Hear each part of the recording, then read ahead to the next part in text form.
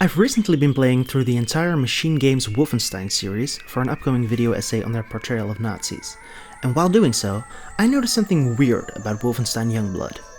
No, I'm not talking about the microtransactions or the lack of local multiplayer or anything else forced upon the game by Bethesda to squeeze more money out of players. That's bad, but I knew about all of that going in. If you want to hear someone talk about that, I can recommend this video. I'm also not talking about the fact that they made Grace, a black feminist radical, the head of the FBI, the institution that sent letters to Martin Luther King Jr. telling him he was gay and he should kill himself. Though that is a baffling and uncharacteristically tone-deaf move for this series. The thing that I want to talk about though is the game's setting. Most of the Wolfenstein games since the reboot have taken place in the 60s. In them, you take on the role of BJ Blazkowicz, a rabid SJW who spends his days cancelling conservatives and silencing the right. In Wolfenstein Youngblood, however, there has been a time skip, and you take on the role of BJ's daughters in 1980s Paris. There is something weird about the 1980s of the Wolfenstein universe, and in this video, I aim to find out what that is.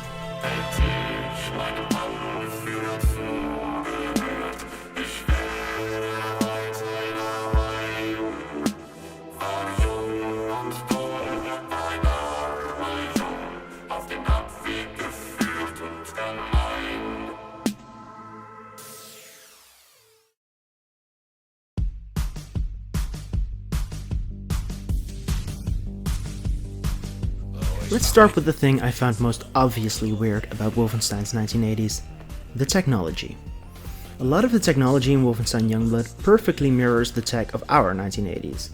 Music and voice recordings are stored on cassette tapes, movies are stored on the Nazi equivalent of VHS tapes, people play Atari-like video games, and throughout the game, you can collect the classic red and blue 3D glasses that were so characteristic of the 1980s 3D hype. On first glance, it seems only logical for the 80s to have 80s technology. The problem is that these are not our 80s. The Wolfenstein games take place in an alternate history timeline, in which the alt-right won World War II because they uncovered the highly advanced, ancient technology of a secret society called the Dad Yichud.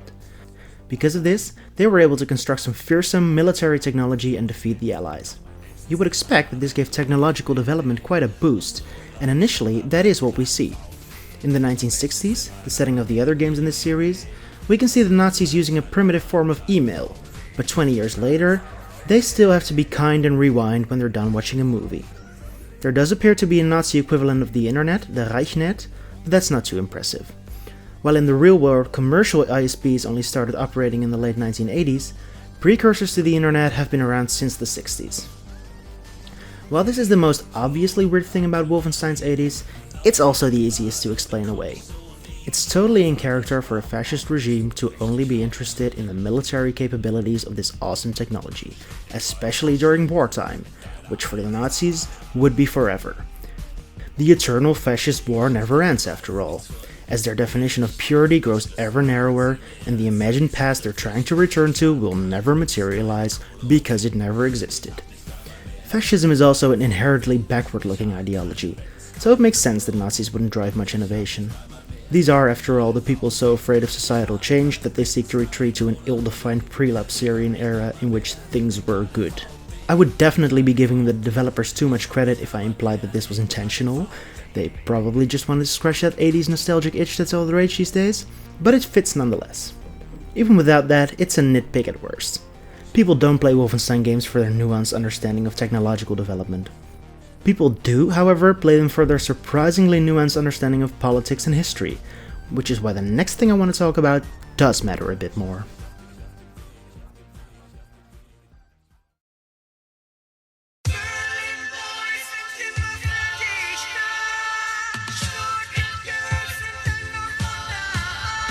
Wolfenstein's 1980s don't just resemble our 1980s technologically, but also culturally. There are, of course, significant differences, like the Hitler statues and Nazi soldiers in the middle of Paris, but there are also a lot more similarities than there probably should be. The most obvious one is probably the music. Synth-heavy dance music appears to have sprung up at around the same time it did in our universe. Apart from the distinctly German-centric lyrics, these songs would not have been out of place in real-world 80s dance clubs. The Nazi Zeppelin from the game's first level even appears to feature such a club, including a lit-up dance floor and a disco ball. To understand why that's very weird, we have to look at what preceded the 80s. The 70s were the decade of disco. Disco was both a genre of music and a subculture, which initially emerged on the East Coast of the United States. It mostly sprang from venues that were popular among people on the margins, namely Black, Hispanic, Latino, gay, and Italian Americans, starting in the late 1960s. It has been characterized as a response of the 60s counterculture to the prevalence of rock music in the preceding decades. Most of the chart-topping disco artists from the 70s were black, and disco enjoyed mainstream success among people of all ethnic backgrounds and sexualities. Popular music in the 70s was strongly tied to, a very washed-down version of, minority culture in general, and black culture in particular. So of course white America wasn't gonna let that stand. Whenever too many minorities are starting to get ahead in life, a conservative backlash is soon to follow, and this time was no different. The disco sucks movement that emerged in the late 70s was, at least in part, an ugly reactionary backlash against the mainstreaming of minority culture.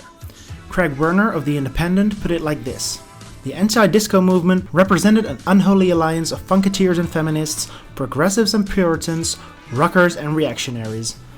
Nonetheless, the attacks on disco gave respectable voice to the ugliest kinds of unacknowledged racism, sexism, and homophobia. This all came to a head during Disco Demolition Night, an event organized by two rock radio DJs in which a ton of disco records, as well as parts of the baseball stadium it took place in, were burned or smashed to pieces. Not long after, disco was pretty much done. But the thing was, they didn't quite know what to replace it with. Country music saw a bit of a resurgence following 1980, but that could hardly take the place disco once occupied in the long run. When a new type of dance music eventually emerged during the 80s, it unmistakably had its roots in disco. The synthesizers and other electronic sounds that are so heavily associated with the 80s were actually pioneered by disco artists.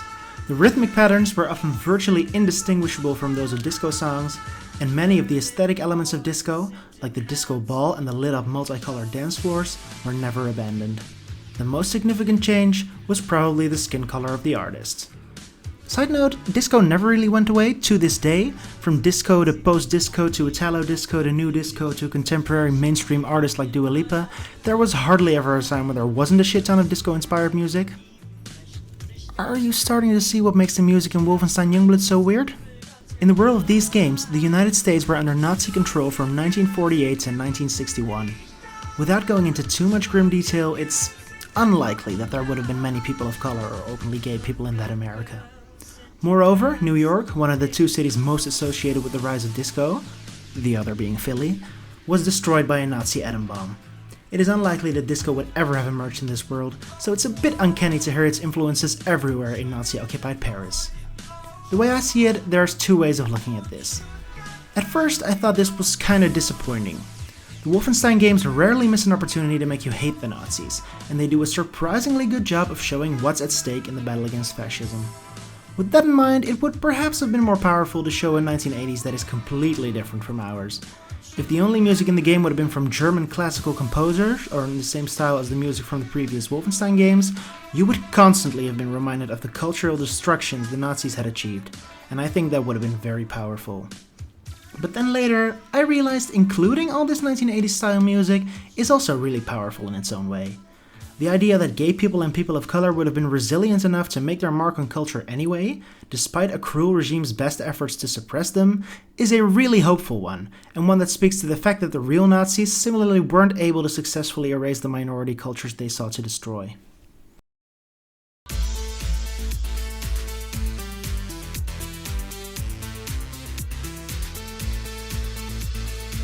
There is one more weird thing about the temporal setting of this game that made me feel a little weird. And this one wasn't as easy to justify as the other two. Seeing Nazis in the 80s just doesn't hit as hard as seeing them in the 60s, and I'll try to explain why. Machine Games chose the 1960s as a setting because of the harsh contrast that it would provide. The real-world 1960s were a time of social change, of civil rights, sexual liberation, the gay rights movement, the second feminist wave, the anti-war movement. It was a time of social progress, and seeing that decade perverted by a regime that stands in stark contrast to all of that makes the story hit a lot harder. It makes you want to take down the Nazis that much more. The 1980s were not that. The anti-disco movement was only the forebear to a much wider conservative backlash against all the progress that had been made in the preceding 2 decades. In the US, Ronald Reagan came to power, a man who opposed both the Civil Rights Act of 1964 and the Voting Rights Act of 1965, and who did his best to block as much civil rights legislation as he could as president. Most serious historians agree that disproportionately harming black people was a feature, and not a bug, of the war on drugs Reagan started. Reagan was massively racist, by the way. In a conversation with Nixon, he called black people.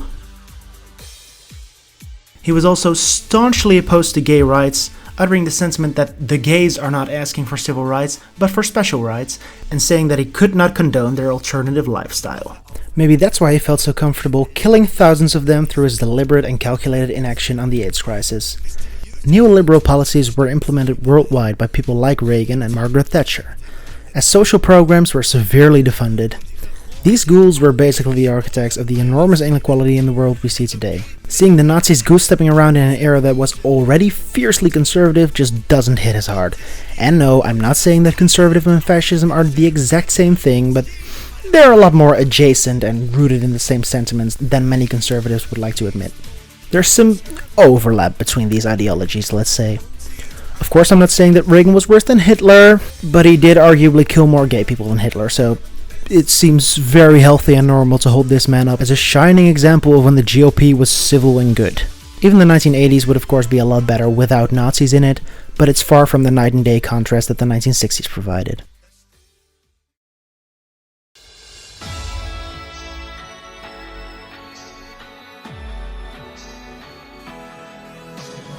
So, what am I trying to say here?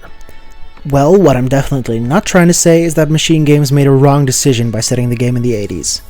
The developer wanted to focus on the next generation for this game, which made a time skip inevitable. On the whole, I actually think this game makes good use of its setting, by leaning into it, and making it kind of a schlocky 80s action story. All I'm trying to say is that something was lost in the transition, and I think there's value in examining why that is.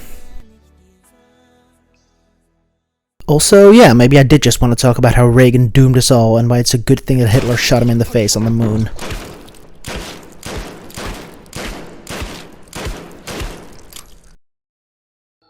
Hi, my name is Bienvenue, and I'd like to thank you for watching this video. I would also like to thank ThoughtSlime for sending like literally 1,000 people my way. For those of you wondering about my accent, I'm Dutch.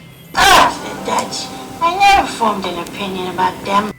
There's probably like a video somewhere here you can click, or you can like or subscribe. I heard the algorithm likes that. This is a YouTube video, you've done this before. Bye.